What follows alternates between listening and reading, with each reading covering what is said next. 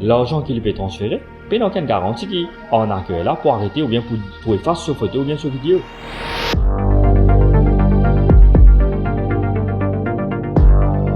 Moi, c'est Constable Biari, affecté à la Cybercrime Unit au Central CID.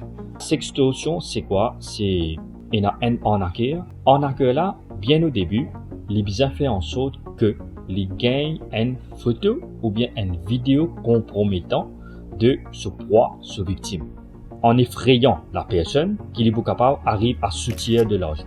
Il commence par envoyer une requête, surtout la plateforme des réseaux sociaux, pour lui faire une demande à la personne, et à ce moment-là, il peut créer un profil, bien sûr, un profil fictif, par exemple au Facebook, et il peut faire usage de photos qui il peut vraiment très attirant et il peut pousser la personne à être envie de faire la connaissance de la personne derrière ce profil-là. Il peut servir il peut servir sur vraie photo, premièrement. Il peut servir la photo d'un star, d'un film star. Pourquoi? Parce que là, il peut paraître trop fictif et à ce moment-là, il est capable de servir la photo d'un modèle. Il peut servir sa photo-là, il peut attirer l'autre personne.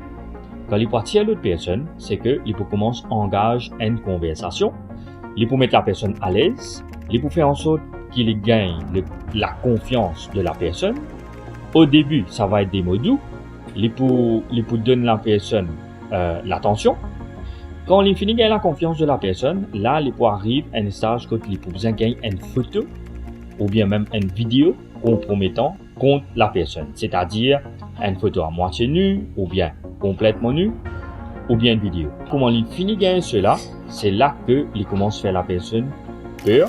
Il peut dire à la personne si vous pas transfère tant l'argent de mon compte, ben à ce moment-là, moi publier aux photos ou bien aux vidéos. Là, par frayeur, il y a un petit monde qui même il finit faire un transfert de environ 200 000 roupies, puis elle prend l'autre, puis elle redonne emprunt, ou bien puis elle redonne les autres 10 000 pour gagner l'argent, pour capable répondre à sa chantage-là, que par frayeur, attention qu'ils aient photos ou bien vidéos publiées. Si la personne ne peut encore faire aucun transfert d'argent, nous conseillons la personne pas faire aucun transfert d'argent.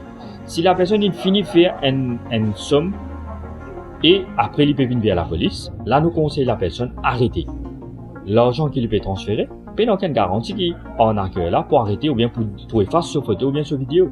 Comme conseil, c'est que la personne qui finit d'être victimisée d'un cas de sextorsion, les sortit complètement en ligne pour quelque temps. Allons dire quelques semaines ou bien quelques mois. Quand il est sorti complètement de sa plateforme-là, de la plateforme électronique, là que l'arnaqueur, pas prenant une victime pour lui faire chantage.